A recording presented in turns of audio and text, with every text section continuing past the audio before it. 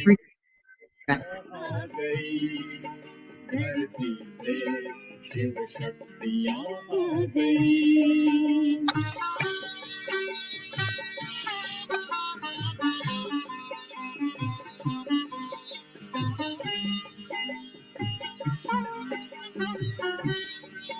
बन ज्ञान गंगा वो अमृत पिलाए, बन ज्ञान गंगा अमृत पिलाए, वो माँ बन के उमंग को बढ़ाए, वो माँ बन के उमंग को बढ़ाए, वो सर्व की प्यास बुझा रही है,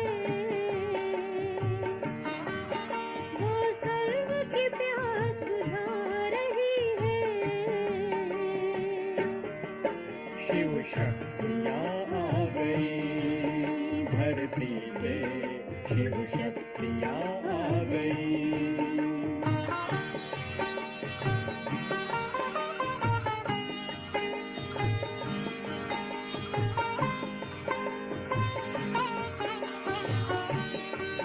वो ज्ञान नेत्र बन के दे मीनाक्षी, वो ज्ञान नेत्र बन के दे मीनाक्षी,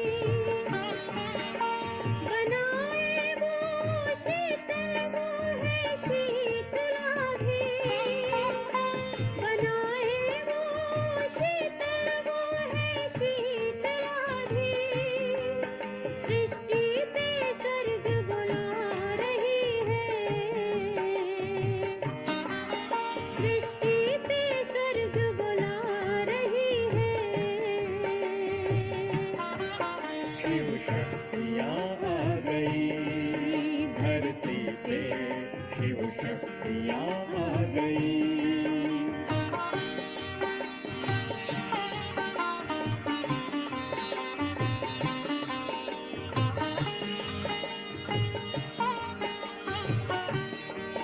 वो दुर्गा बन दुर्गुणों को मिटाए, वो दुर्गा बन दुर्गुणों को मिटाए, वो काली बन सब कलंक हटाए, वो काली बन सब कलंक हटाए, वो संतोषी संतुष्ट बना रही है, वो संतोषी संतुष्ट बना रही है। शिव शक्तियाँ आ गई धरती पे, शिव शक्तियाँ आ गई।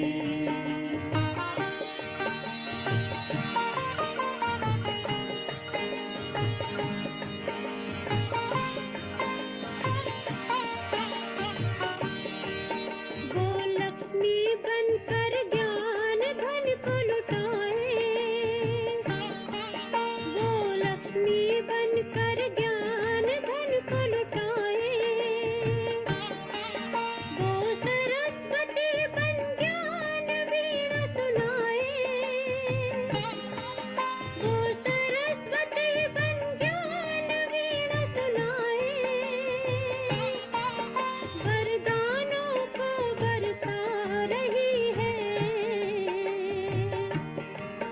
वरदानों को बरसा रही है। शिव शक्तियाँ आ गई धरती पे, शिव शक्तियाँ आ गई।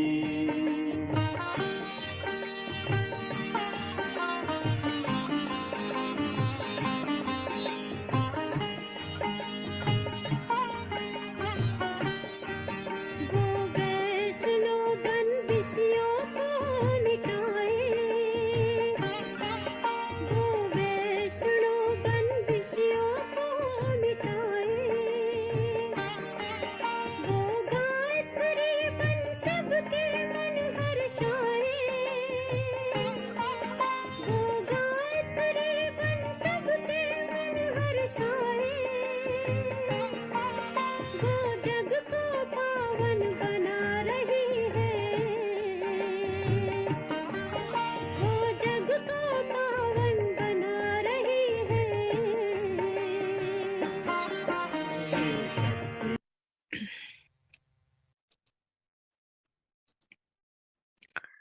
ఈరోజు మన వ్యక్తమురళి డేట్ 31st మే 1972. బాబా అంటున్నారు, భవిష్యత్తులో అష్టదేవతగా మరియు భక్తిలో ఇష్టదేవతగా అయ్యే పురుషార్థం. ఉం? స్వయాన్ని సదా శక్తి స్వరూపంగా భావించి ప్రతి కర్మ చేస్తున్నారా? మీ యొక్క సదా అలంకారి మరియు అష్టభుజాధారి మూర్తి ఎదురుగా వస్తుందా? అష్టభుజాధారిగా అంటే అష్టశక్తులతో నిండుగా ఉండాలి. సదా మీ యొక్క అష్టశక్తి స్వరూపం స్పష్టంగా కనిపిస్తుందా? శక్తుల మస్ శక్తుల యొక్క మహిమ ఏమిటంటే శివమయి శక్తులు అంటే శివశక్తులు కనుక సదా శివబాబా స్మృతిలో ఉంటున్నారా? శివుడు మరియు శక్తి రెండింటికి వెనువెంట మహిమ ఉంది. ఎలా అయితే ఆత్మ శరీరం వెంట ఉంటాయో, ఈ సృష్టి ఉన్నంత వరకు ఆత్మ శరీరం వేరు అవ్వవు కదా. అలాగే శివుడు మరియు శక్తి రెండింటికి కూడా చాలా లోతైన సంబంధం ఉంది.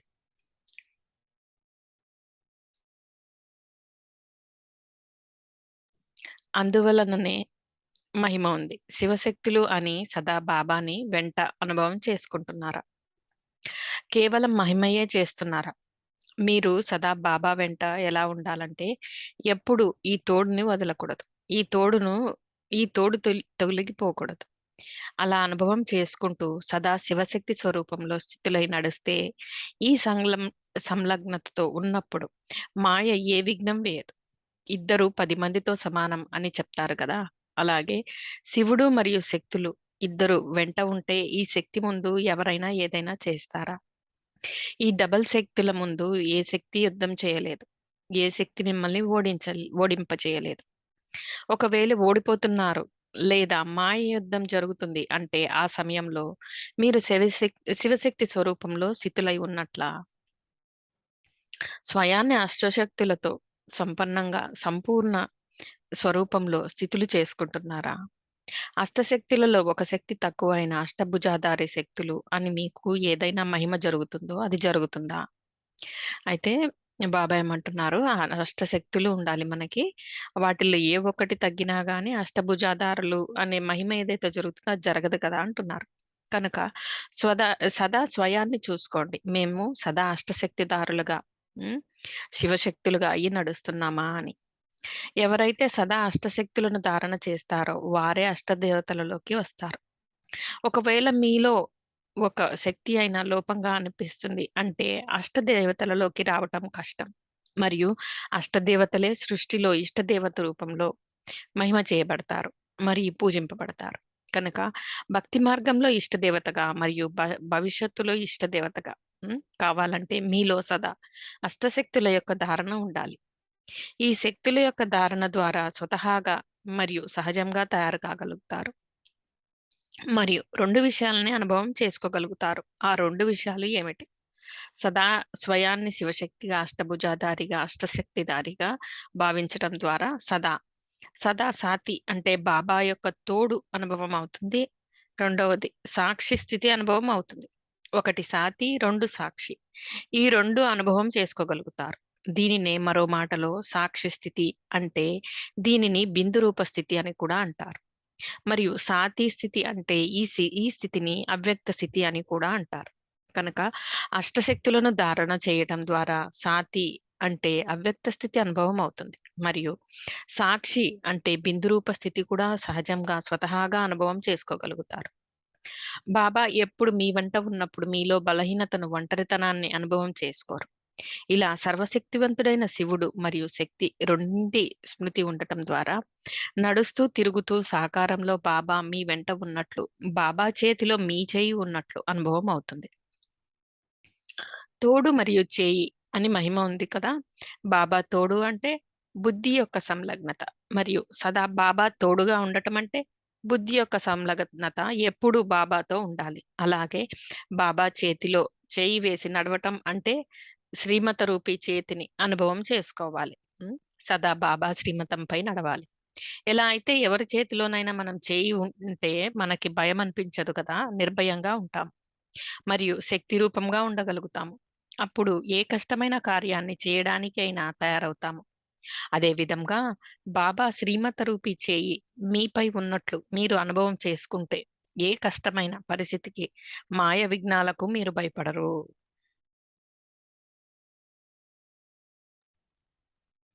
అంటే బాబా చెయ్యి మన తల మీద ఉన్నట్లు మనం అనుభవం చేసుకుంటే, అప్పుడు మనకి ఏ కష్టము ఉన్నట్టుగా మనకు అనిపించదు. మాయా విఘ్నాలకు కూడా మనం భయపడము అని బాబా చెప్తున్నారు.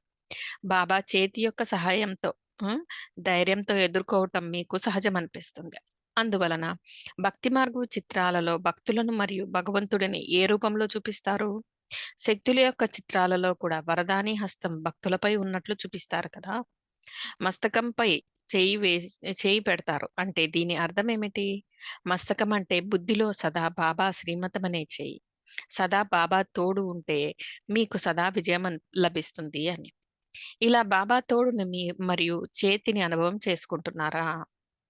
ఎంత బలహీనత ఆత్మ అయినా సర్వశక్తివంతుడైన బాబా తోడును చేసుకుంటే ఆ బలహీన ఆత్మలో కూడా స్వతహాగానే బలం నిండిపోతుంది. ఎంత భయానక స్థానమైనా కానీ తోడుగా ఉండేవారు బలంగా ఉంటే ఎంత బలహీన ఆత్మకైనా వీరత్వం వచ్చేస్తుంది. అప్పుడిక వారు మాయతో భయపడరు. మాయతో భయపడటం లేదా మాయ యొక్క యుద్ధాన్ని ఎదుర్కోవటానికి కారణం ఏమిటంటే బాబా తోడుని బాబా చేతిని అనుభవం చేసుకోలేకపోతున్నారు. బాబా తోడుని ఇస్తున్నారు కానీ తీసుకునేవారు తీసుకోకపోతే బాబా ఏం చేస్తారు? ఎలా అయితే బాబా పిల్లల యొక్క చేతిని పట్టుకుని వారికి మార్గం చూపిస్తున్నారో అలాగే బాబా మనందరి మార్గాన్ని చూపిస్తున్నారు. కానీ మాటి మాటికి పిల్లలు ఏం చేస్తున్నారు? బాబా చేయిని వదిలేసి తమ మతంపై వెళ్ళిపోతున్నారు. అప్పుడు ఏమవుతుంది? అయోమయం అయిపోతున్నారు. అలాగే బాబా సాంగత్యాన్ని అంటే బుద్ధితో బాబా తోడుని మర్చిపోయి శ్రీమతమనే చేతిని వదిలేసి వేరే మార్గంలోకి వెళ్ళిపోతున్న కారణంగా అయోమయంగా అయిపోతున్నారు. అలజడిలోకి వచ్చేస్తున్నారు. బలహీనమైపోతున్నారు. మాయ కూడా చాలా చతురమైనది.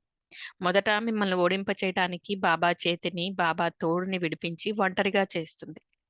ఎప్పుడైతే మీరు ఒంటరిగా అవుతారో అప్పుడు బలహీనమైపోతారు. అప్పుడు మీపై యుద్ధం చేస్తుంది. ఎవరైనా శత్రువులు ఎవరిపైనైనా యుద్ధం చేయాలంటే మొదట వారిని సాంగత్యం నుండి ఇతరాత్మల తోడు నుండి విడిపిస్తారు. ఏదో ఒక యుక్తితో వారిని ఒంటరిగా చేసి అప్పుడు యుద్ధం చేస్తారు. అలాగే మాయ కూడా బాబా యొక్క తోడును బాబా యొక్క చేతిని విడిపించి అప్పుడు మీపై యుద్ధం చేస్తుంది. ఒకవేళ బాబా తోడుని చేతిని మీరు వదలకపోతే సర్వశక్తివంతుని తోడు మీకు ఉంటే మాయ మీపై యుద్ధం చేస్తుందా అని అడుగుతున్నారు బాబా. మాయాజీత్‌గా అయిపోతారు. బాబా చేతిని, బాబా తోడును ఎప్పుడూ వదలకండి. సదా మాస్టర్ సర్వశక్తివంతులై నడవండి.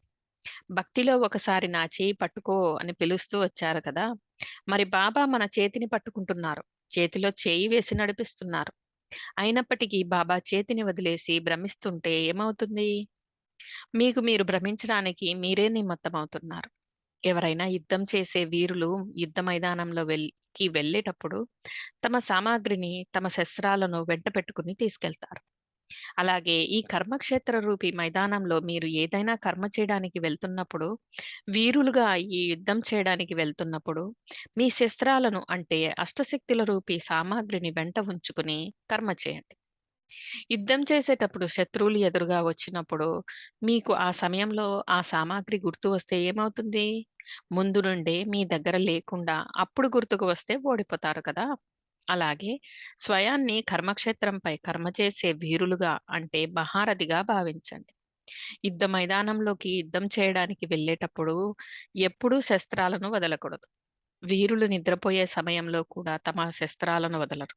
అలాగే మీరు కూడా మీ నిద్రపోతున్న సమయంలో కూడా మీ అష్టశక్తులు అనే శస్త్రాలను మీరు మర్చిపోకూడదు. అయితే ఎప్పుడూ వెంట ఉంచుకోవాలి. అంతేకాకుండా ఆ శస్త్రాలను సదా మీ దగ్గరే ఉంచుకోవాలి. వెంట ఉంచుకోవడమే గాకుండా దగ్గర గూడా పెట్టుకోమంటున్నారు బాబా నిద్రబోయే టైంలో కూడా. ఎప్పుడు గూడా ఆహ్, మర్చిపోయి ఉండకూడదు. అంతేకాని మాయ వచ్చినప్పుడు ఆ సమయంలో లేచి కూర్చుని, దీనికి యుక్తి ఏమిటి అని ఆలోచించటం కాదు. అలా ఆలోచించటం వల్ల ఆలోచిస్తూనే సమయమంతా గడిచిపోతుంది. అందువలన సదా ఎవర్ రెడీగా ఉండాలి. సదా అలర్ట్‌గా ఉండాలి. ఎవర్ రెడీగా ఉండాలి. అప్పుడు మాయ మిమ్మల్ని మోసం చేయదు. మోసం చేస్తే ఏమవుతుందో తెలుసా? మిమ్మల్ని చూసి మీ మీకే దుఃఖం వస్తుంది. మీ బలహీనతయే మీలో లోపాన్ని తీసుకువస్తుంది. ఒకవేళ మీలో బలహీనత లేకపోతే మీలో ఎప్పుడూ లోపం ఉండదు. మీరు స్వయాన్ని నిశ్చింత చక్రవర్తులు అని చెప్తున్నారు కదా! మరియు మరి ఈ సమయంలో ఇప్పుడు ప్రపంచమంతా చింతతో ఉంది. ఇప్పుడు చింత అంటే ఏమిటి? నిశ్చింత అంటే ఏమిటి? ఈ జ్ఞానం తెలిసింది కదా! కనుక ఈ జ్ఞానం తెలుసుకున్నారు కనుక ఇప్పుడు మీరు ఎలాంటి స్థితిలో ఉండాలి? నిశ్చింత చక్రవర్తులుగా ఉండాలి. భలే మీరు బీదవారే అయ్యి ఉండొచ్చు. కానీ బీదవారు అయినప్పటికీ నిశ్చింత చక్రవర్తులు. ఈరోజు కూడా బాబా ఏం చెప్పారు మనకి? మనమందరము ఆయన మనవళ్ళు, మనవరాళ్ళు అనుకోమని చెప్పారు. ఆ! నష ఉండాలి కదా! ఈ నషాలో ఉండాలి.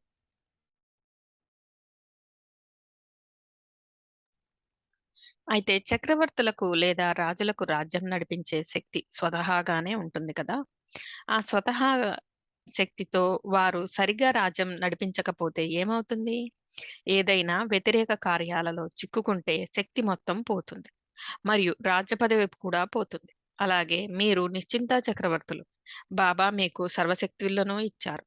ఏదో ఒక సాంగత్య దోషంలోకి వచ్చి, లేదా ఏదో ఒక కర్మేంద్రియాలకు వశీభూతమయ్యి మీ శక్తిని పోగొట్టుకుంటే, ఆ నిశ్చింత చక్రవర్తి యొక్క నశాను, సంతోషాన్ని గూడా పోగొట్టుకుంటారు.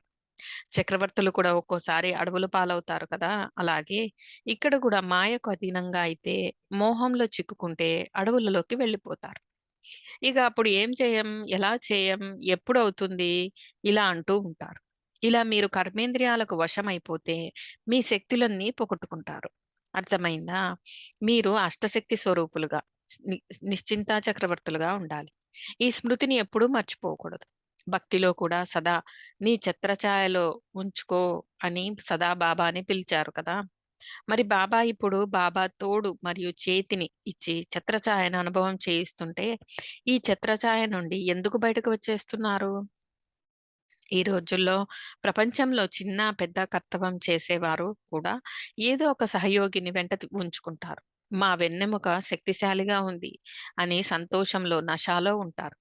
అంటే వారి వెన్నెముకగా ఎవరో ఒకరు ఆహ్, ఎవరో ఒకరి సహయోగిని పెట్టుకుంటారు. సహయోగిని చూసుకొని, మా సహయోగి ఇంత శక్తిశాలిగా ఉన్నారు కదా! అని సంతోషపడిపోతారు. మరి మీకు బ్యాక్‌బోన్ అంటే వెన్నెముక ఎవరు? మీకు వెన్నెముక సర్వశక్తివంతుడు. మరి మీకు ఎంత నష ఉండాలి? మరి మీకు ఆ నష ఉంటుందా? లేదా పోతుందా? సాగరంలో ఎప్పుడైనా అలలు సమాప్తి అయిపోతాయా? నదిలో ఎప్పుడూ అలలు రావు. సాగరంలో ఎప్పుడూ అలలు వస్తూనే ఉంటాయి. మరి మీరెవరు? మాస్టర్ సాగర్‌లు కదా! మరి ఈ ఈశ్వరీయ నష, ఈ ఈశ్వరీయ సంతోషం యొక్క అల మీకు సమాప్తి ఆ! అయిపోతుందా? ఎప్పుడు సమాప్తి అయిపోతుంది? సాగరుడైన బాబాతో సంబంధం తెగిపోయినప్పుడు సమాప్తి అయిపోతుంది. బాబా చేతిని, బాబా తోడుని వదిలేస్తున్నారు. అందువలననే సంతోషం యొక్క అల సమాప్తి అయిపోతుంది. బాబా తోడుని అనుభవం చేసుకుంటే పాపకర్మ నుండి కూడా రక్షించుకోగలుగుతారు.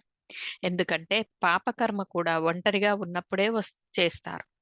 ఎవరైనా దొంగతనం చేయాలన్నా, ఏదైనా వికారానికి వశమై అబద్ధం మాట్లాడినా, ఏవైనా అపవిత్ర సంకల్పాలు వచ్చినా, అపవిత్ర కర్మ జరిగినా ఒంటరిగా ఉన్నప్పుడే చేస్తారు కదా! ఎందుకంటే సదా బాబాని తోడుగా ఉంచుకుంటే ఎటువంటి కర్మలు జరగవు. ఎవరైనా చూస్తుండగా దొంగతనం చేస్తారా? ఎవరైనా వింటుంటే అబద్ధం మాట్లాడతారా? ఏదైనా వికర్మ లేదా వ్యర్థకర్మ మాటి మాటికి జరుగుతుంది. అంటే దీనికి కారణం ఏమిటంటే సదా సాతి అయిన బాబాను తోడుగా ఉంచుకోవటం లేదు. బాబా తోడుని అనుభవం చేసుకోవటం లేదు. అప్పుడప్పుడు నడుస్తూ, నడుస్తూ ఉదాసీనంగా ఎందుకయిపోతున్నారు? ఒంటరిగా అయినప్పుడే ఉదాసీనత వస్తుంది. మీరు సంఘటనలో ఉన్నప్పుడు ఉదాసీనత వస్తుందా? అని అడుగుతున్నారు బాబా. సర్వశక్తివంతుడైన బాబా మీ తోడుగా ఉన్నారు. బీజమైన బాబా మీ తోడుగా ఉన్నారు. బీజం మీ తోడుగా ఉన్నప్పుడు మొత్తం వృక్షం కూడా మీ తోడుగానే ఉంటుంది. మరి మీకు ఈ ఉదాసీనత ఎందుకు వస్తుంది? ఒంటరితనం లేకపోతే ఉదాసీనత ఎందుకు వస్తుంది? అప్పుడప్పుడు మాయ యుద్ధానికి వశమైపోయిన కారణంగా స్వయాన్ని నిర్మల స్వయాన్ని నిర్బల ఆత్మగా భావిస్తున్న కారణంగా అలజడి అవుతున్నారు. బలవంతుడైన బాబా తోడుని మర్చిపోతున్నారు. అందువలననే నిర్బలంగా అయిపోతున్నారు. నిర్బలంగా అయిపోయిన కారణంగా మీ గౌరవాన్ని మర్చిపోయి అలజడిలోకి వచ్చేస్తున్నారు. మీరు ఏవైతే బలహీనతలు, లోపాలు అనుభవం చేసుకుంటున్నారో వీటికి కారణమేమిటి? బాబా తోడు మరియు చేయి మీకు లభిస్తున్నప్పటికీ కూడా వదిలేస్తున్నారు. అర్థమైందా? మొత్తం కల్పంలో ఒక్కసారే బాబా తోడు లభిస్తుంది అని చెప్తున్నారు. అయినప్పటికీ బాబా తోడును వదిలేస్తున్నారు. ఎవరైనా ఎవరి చేతినైనా వదిలేసి వెళ్ళిపోయారనుకోండి, అప్పుడు ఏం చేస్తారు? స్వయానికి స్వయమే అలజడి అయిపోతారు కదా. మరి చాలా సమయం మీరు కూడా ఈ సృష్టిలో బాబా తోడుని వదిలేసి అలజడి అయిపోతూ వచ్చారు. ఆ స్థితి ఇప్పుడు మంచిగా అనిపిస్తుందా? మరి మంచిగా అనిపించినప్పుడు మాటి మాటికి అటువైపు ఎందుకు వెళ్ళిపోతున్నారు? కనుక ఇప్పుడు తొందరగా నడవాలి. పురుషార్థంలో వేగాన్ని పెంచుకోవాలి. ఆ, సారాన్ని మీలో నింపుకొని సారయుక్తంగా కావాలి. మరియు ప్రపంచం నుండి విడిపించుకోవాలి. అంటే అసార ప్రపంచం నుండి బేహద్ వైరాగిగా అవ్వాలి. ఉం? ఈ విధంగా తోడు మరియు బాబా చేతిని వెంట ఉంచుకునే నిశ్చింత చక్రవర్తులకు బాబ్దాదా యొక్క నమస్తే. మనల్ని నిశ్చింత చక్రవర్తులుగా తయారు చేస్తున్న బాబాకి కూడా ఎంతో ఎంతో థ్యాంక్స్, నమస్తే. ఓకేనా? అయితే బాబా మొత్తానికి మనకి నిశ్చింత చక్రవర్తులుగా ఉండాలి. అలా ఉండాలంటే బాబా చేతిని మర్చిపోకూడదు. భవిష్యత్తులో అష్టదేవతగా ఉండాలంటే ఇప్పుడు ఇష్టదేవతగా అయ్యే పురుషార్థం చేయాలని బాబా చెప్తున్నారు. అవే మెయిన్ పాయింట్లు. సదా బాబాని తోడుగా ఉంచుకోవాలి, సాక్షి స్థితి అనుభవం చేసుకోవాలి. అప్పుడు రెండు కాంబినేషన్లో ఉన్నప్పుడు మాయ మన దగ్గరికి రాలేదు. మాయ ఎప్పుడు వస్తుంది? ఒంటరిగా ఉన్నప్పుడు వస్తుంది. ఏదైనా చెడు కర్మ, చెడుగా ఆలోచనలు చేస్తున్నప్పుడు, అబద్ధం మాట్లాడేటప్పుడు ఒంటరిగా ఉంటారు. అంటే ఒంటరిగా ఉండటం ఉన్నప్పుడే మాయ అనే దాని అన్ని రూపాలు మనలోకి వచ్చేస్తాయి. అందుకని ఎప్పుడు సదా బాబా తోడుగా అనుభవం చేయండి. అప్పుడు మీరు డల్గా అవరు, ఉదాసీనంగా అవరు, బలహీనంగా అవరు. ఇలా బాబా ఎన్నో మంచి మంచి పాయింట్లు చెప్పారు. అయితే కొన్ని క్షణాలు బాబా స్మృతిలో కూర్చుందాం మనము.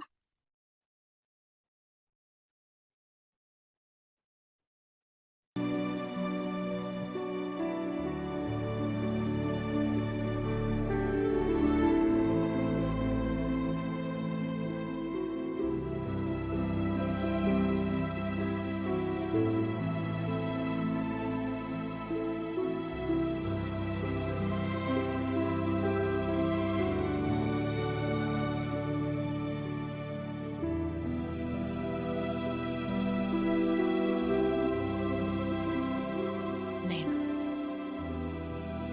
బాబా తోడుని, ఆయన చేతిని సదా అనుభవం చేస్తుంటే నిశ్చింత చక్రవర్తి ఆత్మన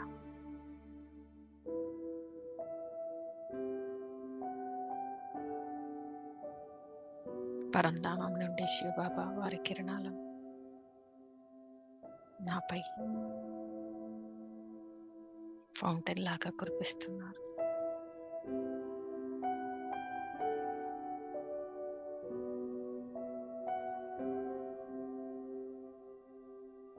ఈ పవిత్రతా కిరణాలు నా స్థూల సూక్ష్మ శక్తిలో, నా సూక్ష్మ శరీరము, స్థూల శరీరము రెండు పవిత్రంగా అయిపోతాయి.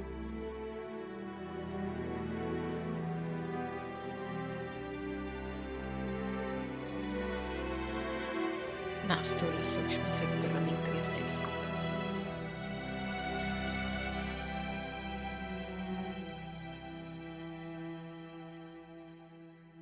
విశ్వసేవలో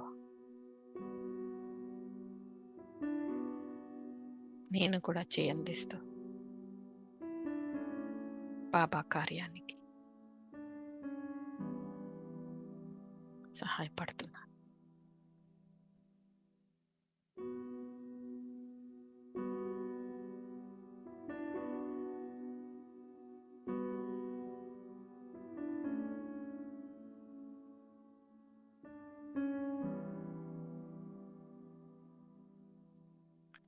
ఒక్క క్షణంలో ఈ స్థూల శరీరాన్ని వదిలి సూక్ష్మ శరీరం ఆత్మతో పైకి ఎగురుతూ నలువైపులో ఉన్న ఆత్మలందరినీ బ్లెస్సింగ్స్ చేస్తూ వాళ్ళకు పవర్స్ ఇంక్రీజ్ చేస్తూ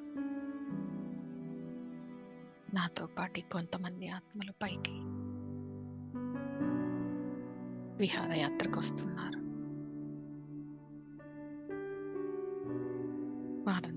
నాతో పాటు తీసుకెళ్తూ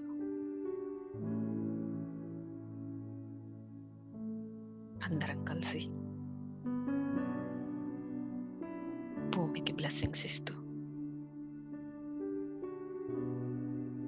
పవిత్ర కిరణాలతో క్లెన్జింగ్ చేస్తూ శక్తివంతంగా చేస్తున్నాం. ఈ కలెక్టివ్ ఆరా ఎంతో పవర్ఫుల్గా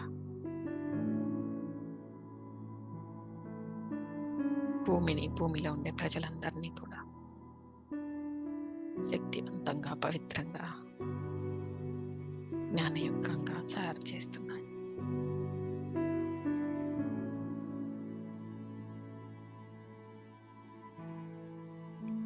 సూక్ష్మ శరీరంతో మేమందరం సూక్ష్మవతనానికి వెళ్ళి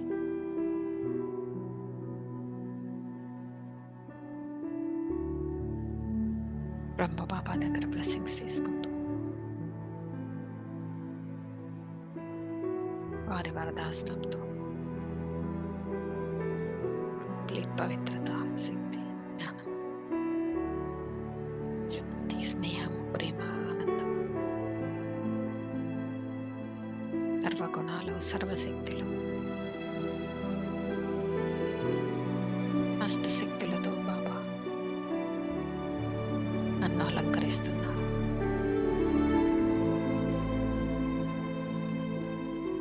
దానికి పైన ఆయన విజయ తిలకం దిద్దుతున్నారు.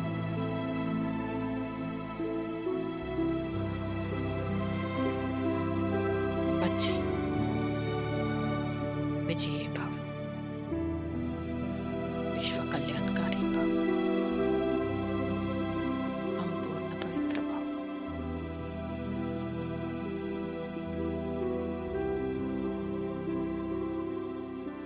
బాబా నుండి బ్లెస్సింగ్స్ తీసుకుని మనమందరం స్థూల శరీరాన్ని, సూక్ష్మ శరీరాన్ని ఇక్కడే వదిలేసి ఆత్మ పైకెగురుతూ పరంధామంకి చేరుకుంది.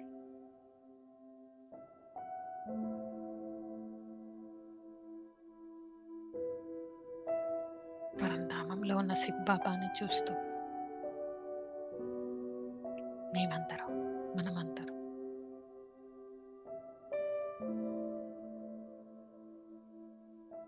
బాబా చుట్టూతా తిరుగుతూ ఆ కిరణాలను ఈ ఆత్మలో ఇమిడింప చేసుకుంటూ 63 జన్మల మాలిన్యాన్ని తొలగించుకుంటున్నాను.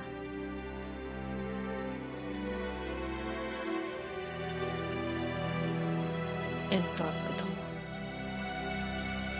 శరీరంతో ఉంటూ భగవంతుణ్ణి చూసి ఆయన ప్రేమను స్వీకరిస్తూ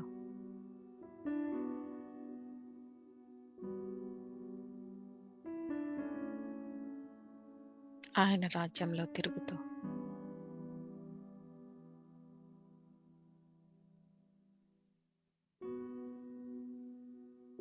మహాద్భుతం. ఎంతో సంతోషం. బాబా నుండి కిరణాలు, ఖజానాలు అన్నీ స్వీకరిస్తూ బాబాకి థ్యాంక్స్ చెప్తూ, థ్యాంక్ యూ బాబా.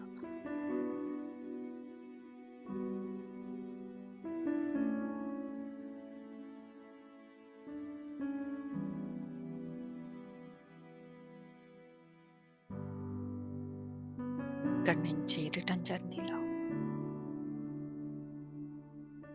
భూమిపైకి ట్రావెల్ చేస్తూ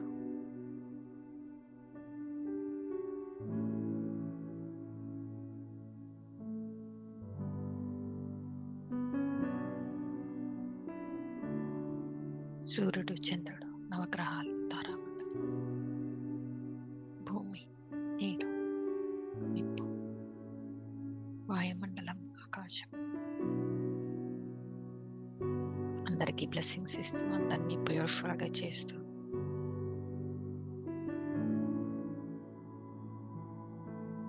భూమి మీద కొన్ని నిమిషాలు ఆగి అందరికీ బ్లెస్సింగ్స్ ఇస్తూ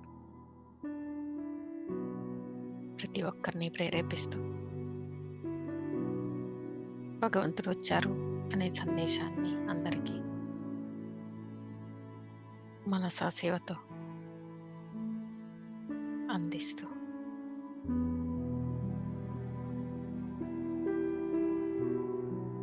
మెల్లగా స్థూల శరీరంలోకి నేను చేరుకున్నాను.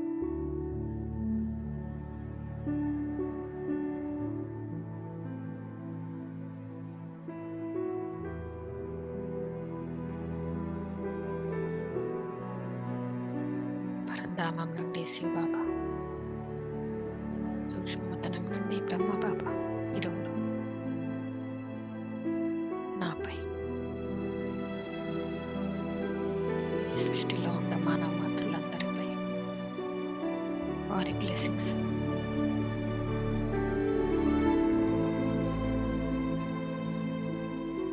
సర్వశక్తులను సర్వగుణాలను ఈ ప్రపంచంలో ఉండే ప్రతి ఒక్క ఆత్మకి కురిపిస్తూ ప్యూరిఫై చేస్తున్నారు. ఇది ఫీల్ అవ్వగలిగినంత సెన్సిటివిటీ ఉన్న ఆత్మలందరూ భగవంతుడిని ఏదో ఒక రూపంలో కొలుస్తూ స్వచ్ఛమైన ట్రూ భగవంతుడు, ట్రూ గాడ్ అని సెర్చ్ చేస్తూ వెతుకుతూ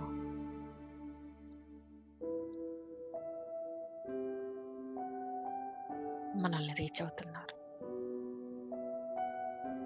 మనమందరికీ బాబా యొక్క సందేశాన్ని వానికి వినిపిస్తున్నాం.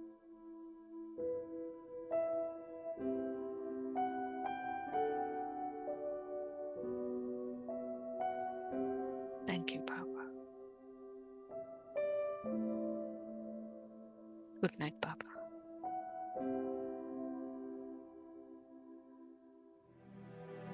ఓం శాంతి.